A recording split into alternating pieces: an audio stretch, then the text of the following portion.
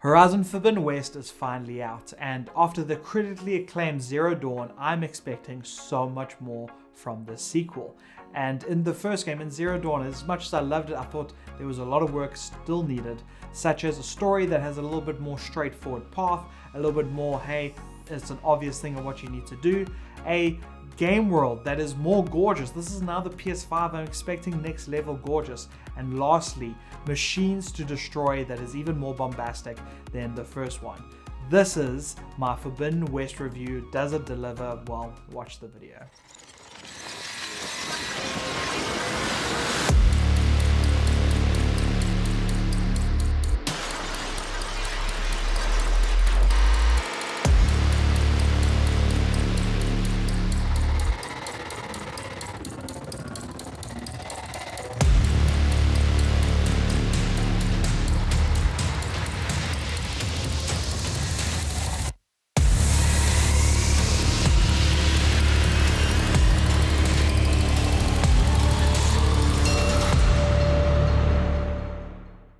What's up guys, welcome to That Freaking Geek, and this is your first time, welcome. This is not usually my setup. This is probably, I know if you've been here for a while, the amount of times I've changed my setup, it's like, come on, like That Freaking Geek, just like nail one setup. But I moved into a new place recently, and so I'm trying a new set. Let me know in the comment section what you think of it. I think it looks pretty cool, but we might have to kind of adjust, maybe try a different angle. We'll just have to wait and see. But enough about that. We are talking about the latest PlayStation game, Horizon Forbidden West. And I want to start off with story. So, you play as Aloy, a ginger badass. Gingers, they're all badass anyway. And you basically have to venture to, well, the Forbidden West.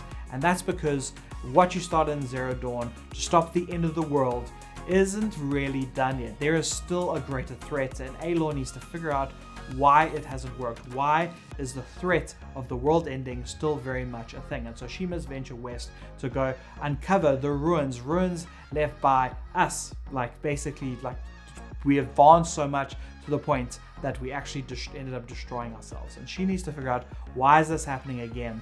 And that is basically the story of Forbidden West. And you might be kind of disappointed that it's a similar story to Zero Dawn, but there's more detail to it, and I wouldn't call it a spoiler because I think what makes the story even more interesting is that the people before, the ruins that are left, was left by a group of people, of humans, and while a lot of people were left behind to have to kind of venture into this terrible world, a lot of people actually left the planet, and some of those people, now super advanced humans, have come back to the planet and are wanting the technology that was made all those years ago.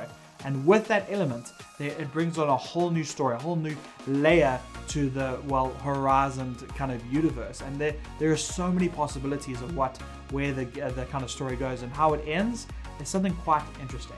And so if you really like that kind of sci-fi, like kind of story, this one is like, it has heaps of it.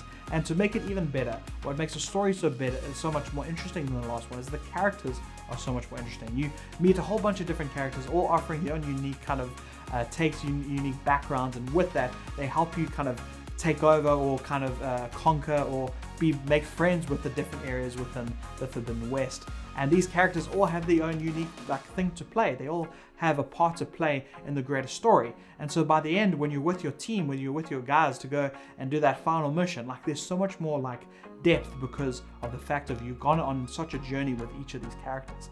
And so with that, couple that with a much more overarching story, a much better overarching story. This is one of the better kind of Horizon stories compared to Zero Dawn. I loved it. I do recommend that you give it a chance because it is really interesting, and the level of depth that the characters kind of go on is really, really good. And even the side content, while not overwhelming like a Ubisoft game, has a fair amount, and it's not like basic. And what I love about Forbidden West that I had a big issue with Zero Dawn was that a lot of like the interactions were very like not one-sided, but like one camera to the other. It was very like stiff. Now there's full-on animations, the characters are walking around, they're interacting in the world around them, even from the main quest down to the side quest. There's just so much more dynamic to how the characters are interacting, and for me that just adds such a another layer to the storytelling, and I really enjoyed the storytelling. But this is a video game, you're here to play the game. How does it feel to play the game? Alrighty, so you probably want to come and play the game because you get to take a bow and arrow and go shoot the giant mechanical T-Rex. Well, I'm here to tell you that you can do that, and not only shoot a mechanical T-Rex, but so many different types of dinosaur types, of animal types of these machines. And what is so amazing about them is that, especially the bigger ones, there's a giant snake one, there's a giant different type of giant monster, kind of almost looks like a Godzilla type of dinosaur, and there is of course the songbird. There's so many different types of these incredible beasts to fight, but what makes them so interesting is how they actually interact with the world, how they make the trees kind of blow down, how they make the ground beneath them crumble, how they interact with buildings, like a snake will kind of wrap around the building next to you. The way that the beasts are interacting, especially the bigger ones, it makes the gameplay so interesting. And of course, once again, you get your various types of weapons, your classic bow and arrow, but with that you also get elemental weapons, so you can, the beautiful thing about this, the depth in the gameplay is that certain beasts will react to different elements. So if you're taking on a certain beast, maybe they are really prone to being on fire all the time, and that's not great, but you have water arrows, or you have water bombs, or you have water traps, and that extinguishes them and makes them an even bigger target, meaning that when you hit that character with your bow, it is so much more satisfying. Or maybe it is a beast that looks like it's pretty badass and doesn't have really anything that can make it weak. There's a good old green stuff. That green stuff always makes everything just more easy to destroy. If you play games, you know what the green stuff does. It always just helpful. I'm sure there's a name for it. I can't remember right now. But I really love the different levels of the elemental. They had it in Zero Dawn, but within Forbidden West it's a lot more straightforward. As soon as you scan it with your little scanny thingy, it just makes it a lot more simple. I really loved it. The action, the slow-mo moments, the kind of jumping around, the shooting the arrows, the throwing the bombs. Guys, Forbidden West is at its best with its gameplay here. I really don't think you're going to be disappointed. The riding of animals is back, and as much it was nice in Zero Dawn, and this one, my biggest issue was that the mount would always kind of take up a lot of the screen real estate. It was too overbearing. I wish it can kind of zoom out more of the character. That's still kind of there. It's not the best kind of horse riding. You always it's going to be always better. The horse riding in Red Dead Redemption 2 is incredible, and so can't really compare to there. But what makes this kind of mounting so much better is that you can fly on one of the flying machines, and it absolutely changes everything. There's certain missions that go around with those flying machines, which is incredible. You can literally jump and kind of zip line into the animal, or the animal will literally come down and grab you, and off you go.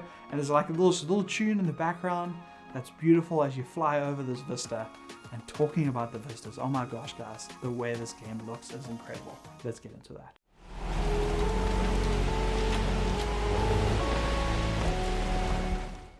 Horizon Forbidden West is a reason to get a PS5, and I probably say that with all the PS5 games, but jeepers, this one is just, it's absolutely incredible. The amount of power, and yes, you can play this game on a PS4 and it'll look nice because the developers still did a great job with what they've been able to achieve here. But you guys, if you have the opportunity to maybe wait to get on PS5 or to get on a PS5, I cannot recommend it more, because my word, has Guerrilla Games made a phenomenal looking game. And when you first look at kind of the advertising, you think this all kind of takes place on a beach, but there's so many different biomes, from the snowy mountains to the wooded areas to the desert to, of course, the beaches.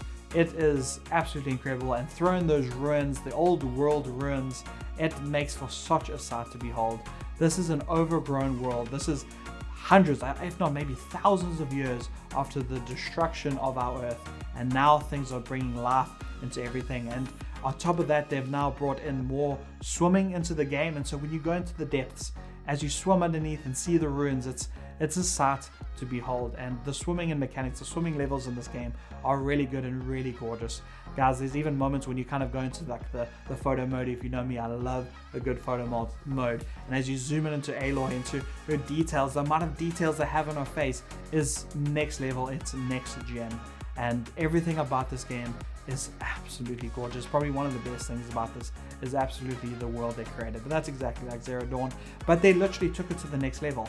You never thought they could, but they actually did.